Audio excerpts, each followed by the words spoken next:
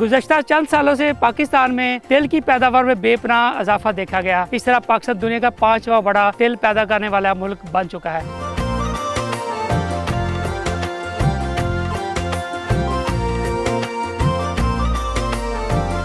तो तिल वो वाहिद फसल है जो बाहर से हमारे लिए डॉलर कमा के ला रही है। और आपको ये सुनकर खुशी होगी कि लास्ट ईयर हमने तकरीबन 450 मिलियन यूएस डॉलर इसके ज़रिए ज़र मुबादला पाकिस्तान में लेके आया।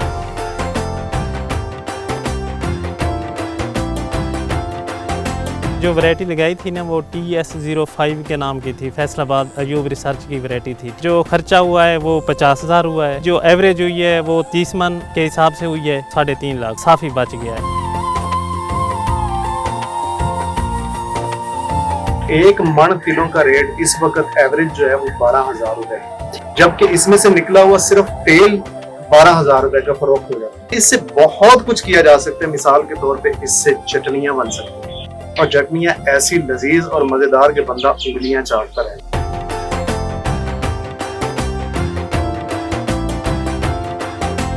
इस्तांबुल के अंदर 200-250 से ज़्यादा कारखाने हैं जो इसकी वैल्यू एडिशन कर रहे हैं।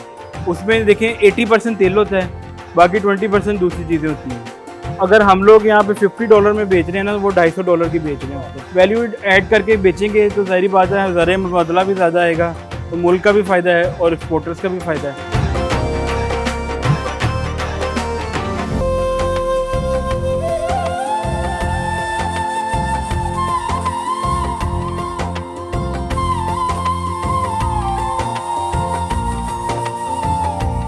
अस्सलाम वालेकुम, मैं हूं आपका होस्ट तारक तनवीर और आप देख रहे हैं प्रोग्राम किसान का पाकिस्तान। नाज़रीन, सीसम यानी तिल एक आयुर्वेदिक तेलदार कैश क्रॉप है। गुज़श्ता चंद सालों से पाकिस्तान में तेल की पैदावार में बेपनाह इजाफा देखा गया। पाकिस्तान में 10 लाख एकड़ पर तेल जो है वो काश्त किया गया है। इस तरह पाकिस्तान दुनिया का 5वां बड़ा तेल पैदा करने वाला मुल्क बन चुका है। पिछले साल पाकिस्तान में $400 मिलियन का ज़र मुबादला तेल से हमने कमाया है। इस साल हमने देखा कि पाकिस्तान में तेल जो है वो बहुत ज़्यादा पैदा किया जा रहा है। आज के प्रोग्राम किसान का पाकिस्तान हम देखेंगे कि तेल की काश्त को लेके किस तरह की वैल्यूएशन कर सकते हैं, किस तरह तेल को एक्सपोर्ट कर सकते हैं, क्या प्रोसेस होगा, उसके ऊपर हम बात करेंगे ताकि हम अपनी सोने जैसी फसल को संभाला दे सकें। आज हम मौजूद हैं फैसलाबाद में, जहां हम आपको लेके जाएंगे पाकिस्तान के सबसे बड़े सीसम प्रोसेसिंग यूनिट के ऊपर, जहां आपको दिखाएंगे किस तरह तेल जो है प्रोसेस किया जाता है। तो आइए मेरे साथ।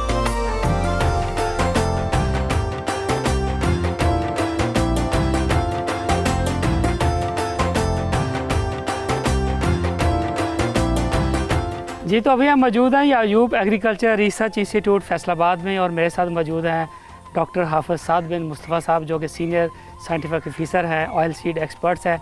इनसे बात करते हैं कि तिलों की काश्त के बारे में। डॉक्टर साहब, थैंक यू वेरी मच, आपने हमें यहाँ पे इनवाइट किया। डॉक्टर साहब, तिल के बारे में बताइए, जो सीसम की काश्त है पाकिस्तान में, इसका क्या हिस्ट्री है और कहाँ पहुँची है, कहाँ पर देख रहे हैं, क्या स्टेटस है अभी इसका करंट? जी बिल्कुल, पाकिस्तान में अगर हम देखा जाए तो तिल इस वक्त वाइट पर्ल के तौर पे हमारे लिए साबित हो रहे हैं, क्योंकि जो इस टाइम मुआशी हालत है उसमें हमें पैसे की ज़रूरत है, डॉलर्स की ज़रूरत है। तो तिल वो वाहिद फसल है जो बाहर से हमारे लिए डॉलर कमा के ला रही है। और आपको ये सुनकर खुशी होगी कि लास्ट ईयर हमने तकरीबन 450 मिलियन यूएस डॉलर इसके ज़रिए ज़र मुबादला पाकिस्तान में लेके आए। और इसके ज़रिए फार्मर को जो है अच्छी इनकम हुई, अच्छा रेट मिला, 20 से 22,000 रुपये फ़ी मन मिली प्राइस, और अच्छा उसको मुनाफा मिला, जिसकी वजह से इस साल अगर आप देखें तो तिल एक बड़ी फसल के तौर पे उभर के सामने आई है। और तकरीबन 2 मिलियन एकड़ के ऊपर इसकी काश्त जो है वो हो चुकी है। और अगले साल हम जो है ना एक बड़ी प्रोडक्शन की तरफ लेके जा रहे हैं। और पिछले साल हमने ये तकरीबन 9वें नंबर से हम 5वें नंबर पे दुनिया की प्रोडक्शन में आ गए। और इस साल हम जो है इंशाल्लाह दूसरे या तीसरे नंबर पे होंगे और एक कीमती ज़र मुबादला बाहर से लेके पाकिस्तान में आएंगे और मुल्क की जो इकोनॉमी है इसमें सपोर्ट करेंगे। बिल्कुल ठीक है। फ़ी एकड़ पैदावार को बढ़ाने के लिए कौन से अवामल होते हैं, इसमें सीड का कितना किरदार होता है, पेस्ट मैनेजमेंट का कितना किरदार होता है, हमारी बाकी पोस्ट हार्वेस्ट जो है चीज़ों का कितना किरदार होता है, ये थोड़ा सा इसके ऊपर गाइड करें हमारे किसान को। जी बहुत अच्छा सवाल है। देखें, जब तक हम देखें कन्वेंशनल से अब प्रोफेशनल एग्रीकल्चर नहीं लेंगे, ज़राअत को हम प्रोफेशनल नहीं लेंगे, उसकी खुराक का, उसके पानी का, उसके कीड़े मकोड़ों का, उसकी कटाई सप्लाई का, उसकी आगे स्टोरेज तक को हम ख्याल नहीं रखेंगे, हम इसे मुनाफा बख्श नहीं बना सकते। इसके लिए बहुत अच्छी इसकी ज़रूरत है। इसके लिए अयूब एग्रीकल्चर रिसर्च इंस्टीट्यूट ना सिर्फ वैरायटी डेवलप कर रहा है, बल्कि जदीद प्रोडक्शन टेक्नोलॉजी डेवलप करके आगे ट्रेनिंग दे रहा है, उसके मास्टर ट्रेनर्स को ट्रेनिंग दे रहा है और इस टेक्नोलॉजी को डिसेमिनेट कर रहा है। बल्कि अभी हमने जो रिसेंटली चाइना के साथ मिलके, चाइनीज़ कंपनीज़ के साथ मिलके, उनके इदारों के साथ मिलके हमने पाकिस्तान के अंदर जो है मॉडल फार्म जो है वो लॉन्च किए हैं। मुख्तलिफ डिस्ट्रिक्ट्स के अंदर मॉडल फार्म बनाए हैं और वहाँ पे एग्री ग्रेजुएट जो है वो तैनात किए हैं और उन एग्री ग्रेजुएट को यहाँ पे ट्रेनिंग दी गई है पूरी इसकी प्रोडक्शन टेक्नोलॉजी की, इसकी फिजिबिलिटी की, इसकी एक्सपोर्ट मार्केट की, कि किस तरह जो है ना फार्मर इसे एक्सपोर्ट कर सकते हैं। और इसमें हम पूरा यहाँ से गाइड कर रहे हैं, ना सिर्फ एग्रीकल्चर एक्सटेंशन को, जितने हमारी सीड कंपनीज़ हैं, स्टेक होल्डर्स हैं, इसमें फसल पे वाले हमारे साथ हैं और दोस्त काफ़ी सारे लोग हैं जिनको हम यहाँ से ट्रेनिंग करके आगे फार्मर तक इसको डिसेमिनेट कर रहे हैं। और फार्मर की इस साल माशाल्लाह बड़ी अच्छी फसल है और इस साल हम बड़ी अच्छी जो है प्रोडक्शन की तरफ जा रहे हैं। बिल्कुल ठीक। पाकिस्तान के कौन कौन से सूबे और कौन कौन से ज़िले जो हैं इसके लिए जो है ना ज़्यादा सूट करते हैं तिल की काश्त के हवाले से? तिलों को अगर आमतौर पे देखा जाए तो गर्म और जो खुश्क इलाके हैं वो उसकी फसल है, गर्मी को और खुश्की को पसंद करती है। इसमें अगर हम ज़्यादातर देखें तो आपका ये जनूबी पंजाब, जिसमें लिया, राजनपुर, आपका कोट अद्दू और ये इसी तरह मुजफ्फरगढ़ और बहावलपुर, रहीम यार खां, बहावलनगर, खानेवाल, मुल्तान, ये सारे डिवीज़न और उसके बाद अब साहिवाल और उकाड़ा ये पोटेंशियल एरिया आ रहे हैं। इसी तरह सिंध के इलाके काफ़ी सारे, हैदराबाद और इसके इर्द गिर्द और टंडो, अल्लाह यार हो गया, इसी तरह आपका ढेरकी वाली साइड, ये सारी, और बलूचिस्तान के बहुत सारे एरियाज़, बदीन हो गया जिसमें आगे चले जाए, बदीन से आगे सारा एरिया जो है ना बलूचिस्तान का, ये ड्राई जो एरिया है उसका, वो सारा एरिया उस पर इसे कामयाबी से काश्त किया जा सकता है। और अब बल्कि जिस तरह आप गवर्नमेंट ने इनिशिएटिव लिया ग्रीन पाकिस्तान का, इसके अंदर आपको चोलिस्तान पे बहुत सारा कल्टीवेशन हो रही है, तो उसके लिए क्वाइट सूटेबल है। इसे कम पानी चाहिए, कम खुराक चाहिए और रेतले रकबा बड़े अच्छे तरीके से हो जाती है, वहाँ पे बड़े एरिया के ऊपर इसको काश्त किया जा रहा है। बिल्कुल ठीक। तो इसमें कौन सी आप समझते हैं कि ऐसी वैरायटी है जो आपकी जो यकशाखा या शाखदार में है जो आप फार्मर के लिए रिकमेंड करते हैं? जी बिल्कुल, इसमें हम दो तरह की वैरायटीज़ डेवलपमेंट पे काम कर रहे हैं। एक है शाखदार किस्में और यकशाखा। शाखदार में अगर हम बात करें तो TS3 इस टाइम सबसे अच्छी वैरायटी है, क्योंकि शॉर्ट ड्यूरेशन भी है और इसके साथ साथ इसमें कीड़ों मकोड़ों का और बीमारियों का कम हमला होता है और जल्द पक कर तैयार हो जाती है और पैदावार बहुत अच्छी है। इसी वजह से ये फार्मर में बहुत मकबूल हो रही है और तकरीबन 60-70% एरिया के ऊपर TS3 वैरायटी की काश्त है। इसी तरह हमारे पास TS5 है और जो है तिल 18 है, न्याब जो कि वैरायटी है न्याब पल के नाम से, न्याब मिलीनियम के नाम से, लेकिन ज़्यादा जो एरिया है वो TS3 का काश्त हो रहा है। और उसके बाद अगले साल हम इसी में शाखदार के अंदर फैसलाबाद तिल के नाम से बहुत अच्छी वैरायटी लेके आ रहे हैं और उसका सीड जो है वो अप्रूवल के आखिरी मराहिल में सीड काउंसिल में चली गई है, उसका सीड भी इंशाल्लाह हम देंगे। इसी तरह अगर यकशाखा में बात करें तो पुरानी एक वैरायटी थी TS6, नीचे से ऊपर चलती थी और हाइब्रिड बन के बिकती थी, हालांकि वो हाइब्रिड नहीं है। अब हमने पिछले साल एक अनमोल के नाम से भी वैरायटी दी है, वो भी बहुत अच्छी है, इस दफ़ा फार्मर के पास गई है और उसकी काफ़ी अच्छी डिमांड है। उसे जो ड्राई जो हमारे एरियाज़ हैं, रहीम यार खां या जो हमारा गर्म एरिया है लिया वाली साइड, उधर बड़ी अच्छे तरीके से काश्त किया जा सकता है और उसमें गर्मी को बर्दाश्त करने की बहुत अच्छी सलाहियत मौजूद है। फर्टिलाइजर जिस तरह महंगी हो रही है, इसका अल्टरनेट, उसके बारे में थोड़ा सा गाइड करें, को पेस्ट के बारे में भी थोड़ा सा गाइड करें। लेकिन जब हम प्रोविंशियल यील्ड की बात करें तो वो 8 मन पे आ जाती है, ठीक, जो पहले कभी 4 मन होती थी वो भी अब 8 मन पे आई है, ठीक है। तो इसमें जो गैप, यील्ड गैप है जो एक अच्छे फार्मर का और एक और ओवरऑल जो प्रोविंशियल एवरेज है, इसमें फ़र्क ही ये है कि वो रिकमेंडेड प्रोडक्शन टेक्नोलॉजी का फ़र्क है कि फार्मर इस्तेमाल नहीं कर रहे। इसमें बैलेंस यूज़ ऑफ फर्टिलाइज़र ये सबसे इंपॉर्टेंट है कि पोटाश कितनी करनी है आपने, फास्फोरस कितनी करनी है, यूरिया कितनी करनी है। फार्मर इसको नहीं फोकस करता क्योंकि महंगाई भी है, वो जो सस्ती से सस्ती खाद है उसका इस्तेमाल कर लेता है। तो इसमें ऑर्गेनिक मैटर का होना तो बहुत ही ज़रूरी है ना, कि आपकी फर्टिलाइज़र की एफिशिएंसी को वही बढ़ाता है। तो आप ऑर्गेनिक मैटर है जिसमें आपका ग्रीन मैन्योरिंग है, आपकी फार्म यार्ड मैन्योर है, अब आपके बायो फर्टिलाइज़र आ रहे हैं, ह्यूमिक एसिड आ रहा है, इनका इस्तेमाल करने से ना आपकी सिर्फ ज़मीन की ज़रखेज़ी बढ़ती है, बल्कि जो इनऑर्गेनिक फर्टिलाइज़र है उनका इस्तेमाल भी कम हो जाता है और जो आप इस्तेमाल करते हैं उसकी एफिशिएंसी भी बढ़ती है। अगर हम दुनिया के साथ पाकिस्तान की प्रोडक्शन का मुकाबला करें तो दुनिया कहाँ पे खड़ी है और पाकिस्तान में कितनी फ़ी एकड़ पैदावार आ रही है? जिस तरह कमर्शियल इसको क्रॉप को लेने जा रहे हैं और ये एक बड़े एरिया के ऊपर काश्त हो रही है। पिछले साल अगर हम देखें तो हमने तकरीबन 3,87,000 टन प्रोडक्शन की है पाकिस्तान के अंदर और तकरीबन ये 10 लाख एकड़ के ऊपर ये काश्त हुई थी। इस साल ये 20 लाख एकड़ के ऊपर इसकी काश्त पहुंच जाएगी और हम दुनिया में इंशाल्लाह दूसरे तीसरे नंबर पे चले जाएंगे और 5 लाख टन से ज़्यादा जो है ना इंशाल्लाह हम इसकी प्रोडक्शन करेंगे। अगर एवरेज प्रोडक्शन की बात करें उसमें भी बहुत बेहतरी आ रही है। हम 4 मन से अब 8 मन पर चले गए एवरेज पे, जबकि हमारे दरमियाने जो काश्तकार हैं वो 15 से 20 मन ले रहे हैं और जो बहुत अच्छे जिम्मेदार हैं वो 25 मन से भी ऊपर इसके ऊपर पैदावार ले रहे हैं। दूसरी तरफ हमने इसकी क्वालिटी को भी इंटरनेशनल जो स्टैंडर्ड है उसके मुताबिक रखना है। जब हमारी क्वालिटी भी अच्छी होगी और हमारे मुल्क के अंदर वाफिर मिकदार में तिल पैदा भी होंगे तो इंटरनेशनल जो ट्रेडर हैं वो पाकिस्तान में आएंगे और ज़्यादा से ज़्यादा हम तिल एक्सपोर्ट करके कीमती ज़र मुबादला कमा सकेंगे।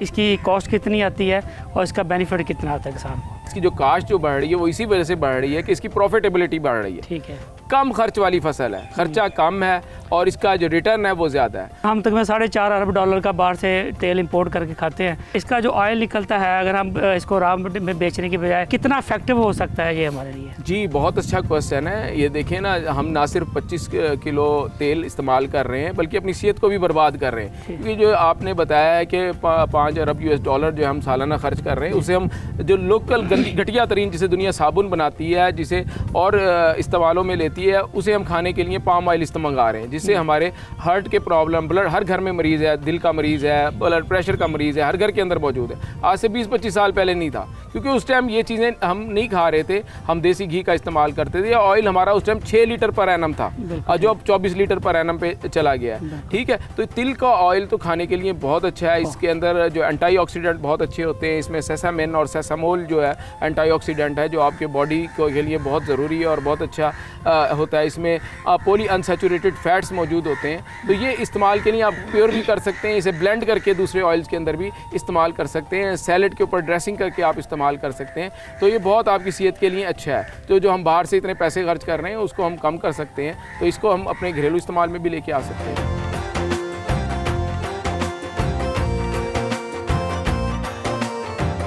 मेरे साथ मौजूद है मोहम्मद हफीज़ लैया से, जो एक फार्मर हैं जो 60 एकड़ तिल काश्त करते हैं हर साल। इनसे इनका एक्सपीरियंस पूछते हैं। हफीज़ साहब बताइए कि आप कब से तिल की काश्त करते हैं और कितना तिल लगाते हैं? अप्रैल से शुरू करते हैं, गंदम के फ़ौरन बाद। ठीक। कुछ हम राय वगैरह लगाते हैं, उससे भी वो जल्दी फारिग हो जाती है। ठीक है। तकरीबन जो राय वाली ज़मीन होती है उस पर तकरीबन वो मार्च से ही पहले ही लगा देते हैं कुछ दिन। उनकी एवरेज दूसरों से ज़्यादा बढ़ जाती है। जितना हम लेट काश्त करते हैं उतनी औसत फिर कम आती है। अगर हम गंदम उठा के फ़ौरन काश्त कर दें, उनकी एवरेज हमने 30 मन के हिसाब से ली है, लेकिन उनका जो ख़र्चा है वो दूसरों की निस्बत शायद हो सकता है 20,000 ज़्यादा हो जाए, क्योंकि हम पहले उनका लेवल करते हैं ज़मीन का लेवल करके इसके बाद रकबे की अच्छी तैयारी करते हैं। जो हमने ज़्यादा एवरेज उठाई है ना, TS05 के नाम के जो वैरायटी थी ना, उस पे हमने ज़्यादा एवरेज ली है। जो नई वैरायटी है ये वो 3-4 साल से चल रही है, उनकी एवरेज तकरीबन काफ़ी बेहतर होगी है, काफ़ी दूसरी से डबल भी कह लें या 2 गुना ज़्यादा भी कह लें। ठीक है, अगर उनकी 18 मन आती है तो उनकी 25 मन 30 मन एवरेज आराम से आ सकती। जो वैरायटी लगाई थी ना वो TS05 के नाम की थी, फैसलाबाद अयूब रिसर्च की वैरायटी थी। जो खर्चा हुआ है वो 50,000 हुआ है। जो एवरेज हुई है वो 30 मन के हिसाब से हुई है 3.5 लाख, साफ़ी बच गया है।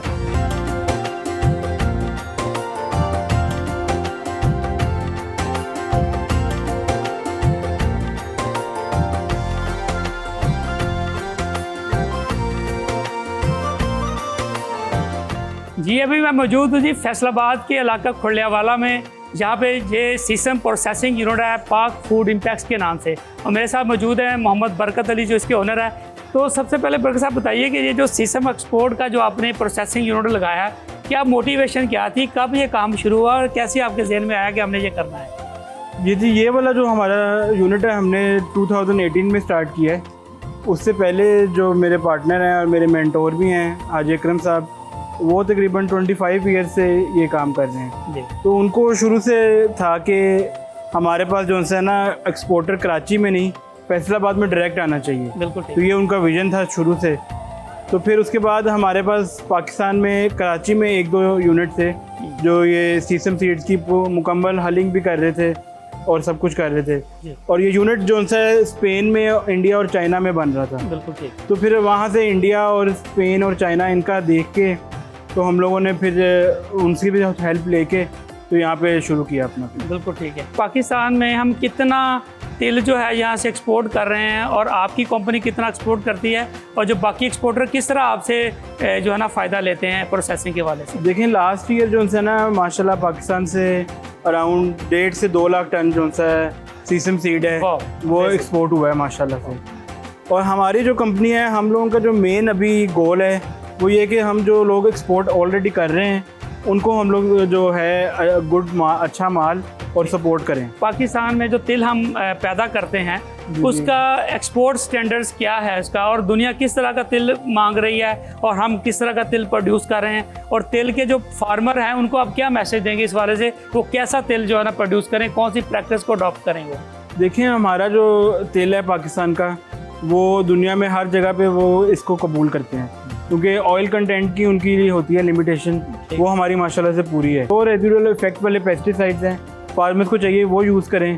इसके अलावा जो सा है हमारे यहाँ पे एक ये बड़ी प्रैक्टिस है कि जो हार्वेस्टर है हम लोग वो गंदम वाला यूज़ कर रहे हैं। ठीक, उसका बड़े इफेक्ट आते हैं, उससे ये कि दाने को चोट पहुँचती है तो ऑयल बाहर आ जाता है, उससे फिर FFA भी बढ़ जाता है और एफ्लाटॉक्सिन और ये वाली चीज़ें भी बढ़ जाती हैं, तो फिर वो हमारा टेस्ट में कबूल नहीं होता, तो वो फिर रिजेक्ट हो जाता है। दुनिया में किस तरह की मशीनरी आपने स्टडी की जो पाकिस्तान में ज़रूरत है कि हमें वो हार्वेस्टर जो है वो थ्रेशर यहाँ पे लेके आए उसको? दुनिया में जो है सीड प्लॉटर भी है, तो वो माशाल्लाह अभी मुझे मेरे इल्म में आया है कि 2-3 पाकिस्तान में भी हैं माशाल्लाह से।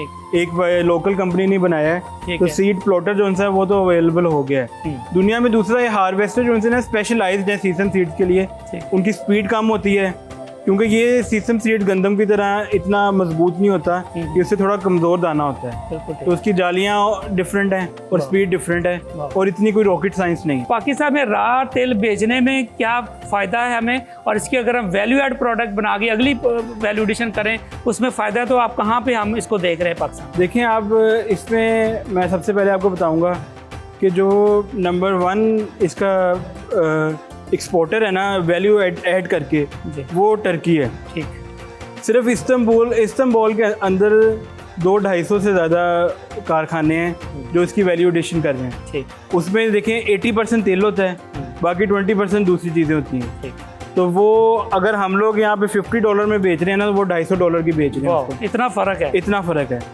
तो उसकी वजह यही है कि उसमें वैल्यू ऐड करके बेचेंगे तो ज़ाहिर बात है ज़र मुबादला भी ज़्यादा आएगा, तो मुल्क का भी फ़ायदा है और एक्सपोर्टर्स का भी फ़ायदा है। बिल्कुल ठीक। इसमें वैल्यू एडिशन इसकी तहीनी पेस्ट बनती है, अच्छा, इसके हवाले बनते हैं। एक तो हलवा होता है ना, इसको इसका बनता है हवाला कहते हैं। ठीक है, उसमें तेल होता है। ठीक, 80% तेल होता है, बेहतरीन। बाकी चीनी वगैरह और ये इतना चलती है चीज़ें। बकर साहब ये बताइए कि आपकी फैक्ट्री में क्या क्या प्रोसेस होते हैं और किस तरह का तेल आता है और क्या बन के निकलता है यहाँ से? हमारे पास देखिए रॉ मटेरियल आता है, उसमें हम लोग मशीन क्लीन भी करते हैं, उसके बाद नेचुरल सोटेक्स भी बना रहे हैं। ठीक है, उसके बाद जो है हमारे पास हल्ड भी बना रहे हैं। उसके बाद हमारे पास जो है तहीनी भी बन रही है।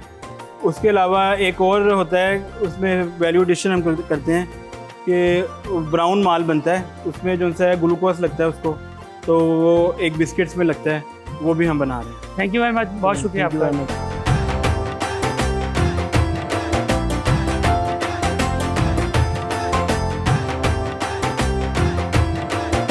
मेरे साथ मौजूद हैं शाह हुसैन जोया साहब, जो किसी तारफ़ के मोहताज नहीं है। बिज़नेस टॉक के नाम से इनका बहुत बड़ा सोशल नेटवर्क है, हज़ारों नौजवानों के लिए मशअल राह है। हमारा जो पाकिस्तान में बहुत बड़ा ट्रेंड है कि हम अपना सीसम जो है वो बाहर के मुल्कों को एक्सपोर्ट कर देते हैं। बड़े हैप्पी है कि हमने $400 मिलियन रुपया कमा लिया, इसी ऊपर बड़े खुश हैं।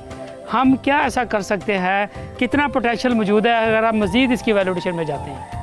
पहली बात तो ये है कि प्रोडक्शन को बढ़ाया जा सकता है। अभी जो प्रोडक्शन है वो कम है, लेकिन जितनी भी है उससे कुछ प्रोडक्ट्स बना के वैल्यू ऐड करके ज़र मुबादला उतना नहीं कमाया जा रहा जितना कमाया जाना चाहिए। बिल्कुल सही। बहुत सारी चीज़ें हैं जो की जा सकती हैं। नंबर 1 जो किलो का तेल है वो इस वक्त मार्केट के अंदर 1000 से 1200 रुपए केजी फरोख्त होता है, और किलों के अंदर 45% से लेके 55% तक तेल होता है। अगर एवरेज की बात की जाए तो 50%। एक मन किलो का रेट इस वक्त एवरेज जो है वो 12,000 रुपए है, जबकि इसमें से निकला हुआ सिर्फ तेल 12,000 रुपए का फरोख्त हो जाता है। जो इसकी खल बचती है उसके भी बहुत सारी चीजें की जा सकती हैं, वो उसके अलावा। तो अगर तेल बेचें तो तेल प्रॉफिटेबल बिजनेस है। अब बहुत सारे लोगों को ये नहीं पता कि तेल जो है इससे इसके तेल से साबुन बनता है ठीक। और वो साबुन मार्केट के अंदर बहुत ही महंगे दामों पर फरोख्त होता है। ठीक है। ये कॉस्मेटिक्स के अंदर इस्तेमाल है इसका, तिलों का, और थोड़ा बहुत नहीं, बहुत ज्यादा। ठीक। हमारे यहाँ ज्यादा से ज्यादा जो इस्तेमाल है वो ये है कि फकियां बना ली जाती है या फिर नान के ऊपर लगा के फरोख्त कर देते हैं, नान का थोड़ा सा रेट बढ़ा के। इससे ज्यादा अभी तक पाकिस्तान में इसका इस्तेमाल नहीं है। ठीक। लेकिन इससे बहुत कुछ किया जा सकता है। मिसाल के तौर पे इससे चटनियां बन सकती हैं, ठीक। और चटनियां ऐसी लजीज और मजेदार के बंदा उंगलियां चाटता रहे। ठीक है। उसके बाद इसका पेस्ट बन सकता है। इसका जो सबसे जरूरी एलिमेंट है वो ये है कि बनाना बहुत ज्यादा मुश्किल काम नहीं, ठीक है। बन जाता है। सवाल ये होगा कि इसको बेचना कहाँ। पाकिस्तान के अंदर इस वक्त ऑनलाइन प्रेजेंस और ऑनलाइन मार्केट की बहुत बड़ी हवा है। न सिर्फ ये हवा है कि बल्कि आज का नौजवान ऑनलाइन चीजें फरोख्त कर रहा है, तो अमेज़न के ऊपर इसकी बड़ी ही फरोख्त है। इसके अलावा पाकिस्तान के अंदर अगर आप दराज पे देखें तो दराज के ऊपर इसकी बड़ी फरोख्त है। लोगों ने अपनी वेबसाइट्स और सोशल मीडिया पेजेस बना के उसके ऊपर इसको फरोख्त कर रहे हैं। अच्छा, इसके अलावा इसके शैम्पू बनते हैं, पता है आपको? इसका जो एक्सट्रैक्ट निकालते हैं उससे शैम्पू बनते हैं, और वो शैम्पू बहुत ज्यादा महंगे बिकते हैं। इससे सीरम्स बनते हैं इसके एक्सट्रैक्ट से। आपको पता है 30 ml इसका जो सीरम है वो कितने का बिकता है? जी बताइए प्लीज। 6,000 रुपए का। वाह। 30 ml। ठीक। यानी मैं 3 लीटर की बात नहीं कर रहा। 1 लीटर में से अगर हम निकालें 33 बोतलें निकलती हैं, 33 को 6,000 से ज़रब दे ले तो ये वैल्यू बनती है इसके एक्सट्रैक्ट से बने हुए सीरम की। हमारी जो यूथ है पाकिस्तान की, अगर वो इस बिज़नेस में आना चाहे, शीशम के बिज़नेस में, वो क्या क्या कारोबार, जिस तरह आपने ये जो बताया, किस तरह इसको अडॉप्ट कर सकते हैं और आपका दायरा किस तरह इनको हेल्प आउट कर सकता है? मिसाल के तौर पे ऑयल का ब्रांड बनाना है किसी ने, बाकी सारी चीज़ें भी इसी से रिलेटेड होंगी। ऑयल का ब्रांड बनाना तो सबसे पहले उसको कंपनी रजिस्टर करवानी है, तो बिजनेस स्टॉक्स कंपनी रजिस्टर करवा के देता है। ठीक। उसके बाद आता है कि ब्रांड बनाना है, मतलब ट्रेडमार्क रजिस्टर करवाना है, तो बिजनेस स्टॉक्स ब्रांड भी बना के देते हैं, यानी ट्रेडमार्क भी रजिस्टर करवा के देते हैं। ठीक। उसके बाद उनको चाहिए कस्टमाइज्ड मशीनरी उनके बजट के मुताबिक, तो 1.5 लाख रुपए से लेके ऑनवर्ड। उसके बाद आ जाता है रॉ मटेरियल, तो गल्ला मंडियों से रॉ मटेरियल्स कहाँ से और कितने अच्छे रेट्स में मिल सकते हैं प्रोवाइड करवा के देते हैं। उसके बाद आ जाता है इसकी ट्रेनिंग हर इतवार में पेशावर में, रावलपिंडी, फैसलाबाद, लाहौर, खानेवाल और मुल्तान में हमारे ट्रेनिंग सेंटर्स है, वहाँ पे फ्री होती है, कोई फीस नहीं ली जाती, तो ट्रेनिंग भी हो जाती है। उसके बाद चाहिए होता है इनको पैकेजिंग मटेरियल, जिसके अंदर हाई क्वालिटी बोतल और बेहतरीन किस्म का लेबल या पैकेजिंग, तो वो भी बनवा के देते हैं, मतलब या उसमें हेल्प करते हैं। अगर किसी को चाहिए तो हम डायरेक्ट लिंक्स भी देते हैं कि वहाँ से बन सकते हैं। ठीक। तो ये बनता है complete package, company registration, brand registration, उसके बाद customised machinery, raw materials, packing materials, और आखिर में लोग फंसते कहाँ पे? सेल्स के अंदर। तो जहाँ सेल्स में प्रॉब्लम होता है वहाँ सेल्स की ट्रेनिंग्स देते हैं, और उससे भी बड़ा प्रॉब्लम है मार्केटिंग के। लोग मार्केटिंग की अहमियत को नहीं समझते, और अगर समझते भी हैं तो उनको करना नहीं आता कि करना कैसे, तो फिजिकली प्रैक्टिकली मार्केटिंग की ट्रेनिंग भी देते हैं। तो ये बन जाता है कंप्लीट पैकेज, बिजनेस स्टॉक्स, जहाँ सब कुछ मिले एक छत तक। ये मैंने ऑयल की बात की है। इसी तरह तिलों के जितने भी प्रोडक्ट्स बन सकते हैं वो सब इसी तरह से हम ना सिर्फ ये कि उनकी ट्रेनिंग देते हैं, बल्कि तमाम कंप्लीट पैकेज उनके बजट के मुताबिक फिजिबिलिटी बना के उनके हिसाब से उनको प्रोवाइड करते हैं। इसमें एक और बड़ी बात है, बहुत सारे लोग हैं जो दूर दराज इलाकों से आ नहीं सकते, पहुंच नहीं सकते, तो बिजनेस स्टॉक्स क्या करता है कि ट्रेनिंग वहां उनके घर में जाके दे देता है। ठीक। तो ये वो मॉडल है जो अभी तक पाकिस्तान में किसी के पास नहीं है और किसी ने अडॉप्ट नहीं किया। उसकी रीजंस बहुत सारी हो सकती हैं। तो ये एक जितने भी बिजनेसेस मैंने गिनवाए ये सब के सब हम करवा के दे सकते हैं मुकम्मल कंप्लीट पैकेज के साथ। बिल्कुल ठीक। थैंक यू वेरी मच शाद भाई, बहुत शुक्रिया आपका जी। तो नाज़रीन, आज के प्रोग्राम किसान का पाकिस्तान में आपने देखा कि हम पूरी दुनिया से $4.5 अरब का एडिबल ऑयल मंगवा के खाते हैं। पाकिस्तानी लोग दुनिया में सबसे ज़्यादा तेल खाने वाले इंसान हैं, तकरीबन 25 किलोग्राम जो है एडिबल ऑयल इस्तेमाल करते हैं। उम्मीद है कि आज के प्रोग्राम में जो मालूमात हमने आपको दी हैं वो आपके लिए बहुत ही यूज़फुल साबित हुई होंगी। मिलते हैं आपसे अगले प्रोग्राम में नई मालूमात के साथ। अपने होस्ट तारक तनवीर को दीजिए इजाज़त, और आप देखते रहिए किसान का पाकिस्तान, सिर्फ डिस्कवर पाकिस्तान।